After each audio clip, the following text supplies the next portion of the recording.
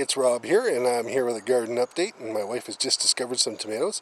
It's October the 3rd up here in eastern Ontario, and I'm sure where you are too. But our climate's a little cooler. But it's kind of warm today, and we discovered some tomatoes, and I'm going to show you what my wife found.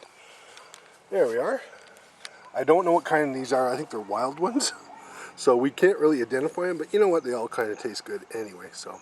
Is that good, Mama? Mm-hmm. Excellent. So we're going to update the jalapeno pepper situation. Now, I thought they were dying, and I was concerned that maybe they were cross-pollinating, so I couldn't save the seeds. But I found out, and I should have probably figured this out before I planted them, they're self-pollinating. And so the odds of them cross-pollinating are extremely rare. So therefore, I could save the seeds if I wanted to. So, anyway, here's the quick update. All that. Nice jalapeno peppers. And we've had some plus 2 degree overnight lows, which for Americans is about 35, 36 degrees, so it was pretty chilly. Some of these are turning a bit of a color. You can see these jalapenos here. We still got some flowers, although I think they're just about done. You can see some of that. Say hello to little spider. Hello. Some more flowers. A lot more jalapenos.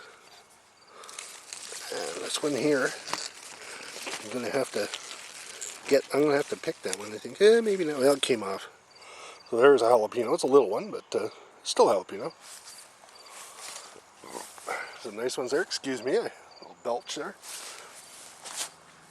So these are doing quite well, and the cold hasn't really hurt them very much. That. One thing the cold does is it kind of makes those jalapenos pop, and well, they know their life cycle is coming to an end, and they start producing more and more and more. I guess getting ready for the next generation to take fruit. We have also California bell peppers over here. I've had mild success with them. I find they're a really high demanding plant, like high maintenance, and well, you know, I'm not a high maintenance kind of gardener, so either you know, make it on your own, or you may have a problem. Anyway, here we go. Take a look at some of these peppers. So, will I plant these again? Well, yeah. They're really handy in salsa. My wife makes amazing salsa.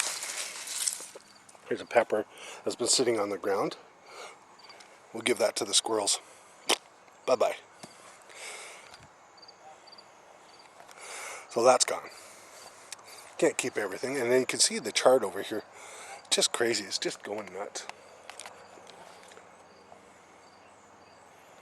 Some more peppers coming too. Kohlrabi and broccoli are just, it's insane. I don't know what to tell you. I'm going to take you over there. Our wild tomatoes. We didn't plant these, they just grew on their own. Strawberries. And here's the broccoli, a topical look. I don't seem to have any florets yet, but we got about 60 more days for them to develop before it's just so cold that they'll no longer grow. But one thing about broccoli and kohlrabi is they can handle -9 to -11 overnight lows. As long as it gets up above freezing during the day, they're usually okay. And when you grow them this time of year up here, the florets get very, very tight. So you get a nice broccoli. So this one kind of looks like it could be happening. You can see that in there. I'd like to give you a close-up shot once in a while. Not in my face though, that's kind of scary. A little bit of grass on this broccoli plant, that's never a good thing. Haven't had any problems with slugs, but if I do, I've got coffee water, and you can see that kohlrabi. Of course, you know, I've been ranting and raving about these kohlrabi. Maybe I'll be the next kohlrabi king. Anyhow, there it is. And that is going to be on our Thanksgiving table. This weekend coming up is Canadian Thanksgiving. So that'll definitely be on the table. And I'll probably, here comes Snuggles. He's my editor. Hey Snugs, there's Moonbeam. Sorry, I tend to get distracted. Grapes are just about done. I did have some today. My wife picked me some, and I had some that was quite nice. Marigolds there for pest control. Peaches, the leaves are starting to go. Didn't have any peaches this year because of the warm weather that we had in March.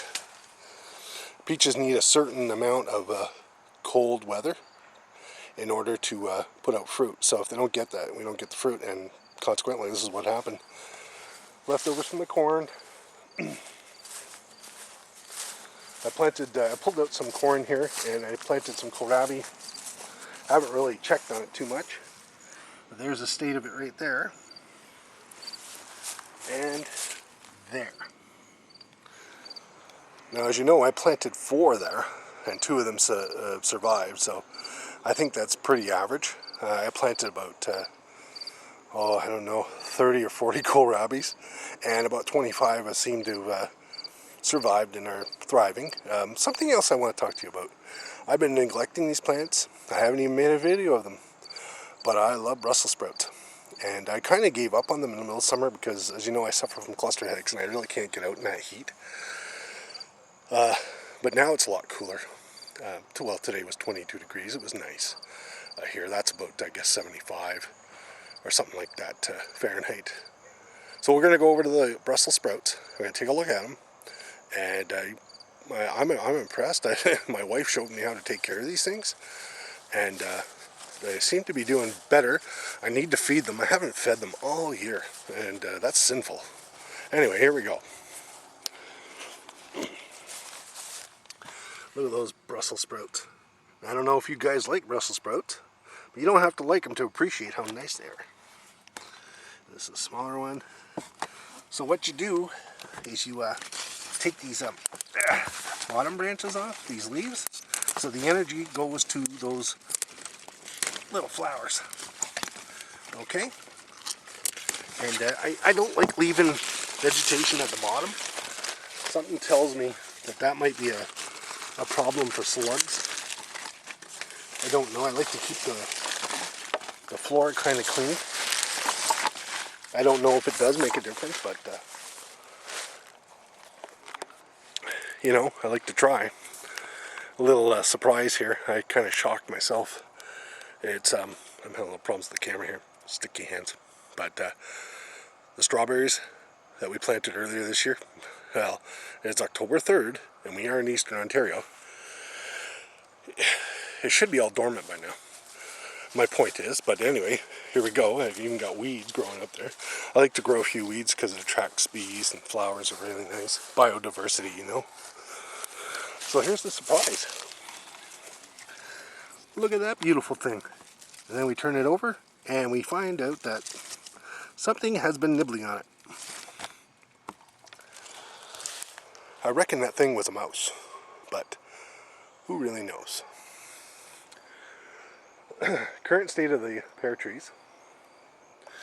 Most of the pears have fallen on the ground. We have deer coming into the backyard now, and they're eating some of the pears. They love that stuff. As long as they leave my Brussels sprouts and other things alone, I'm okay with that.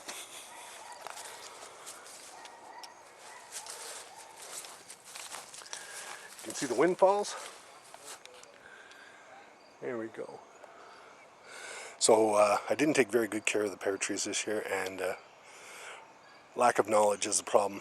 So I'm doing some serious study this year, and if anybody out there could help me with these Bartletts and Red Clap 100s, I think I need to spray them well when they're flowering.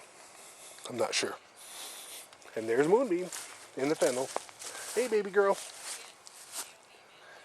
Anyway, Moonbeam and I will thank you for coming out and taking a look at my video. And we will see you very, very soon. If I don't see you before the weekend, everybody have a safe and happy weekend. Rob out.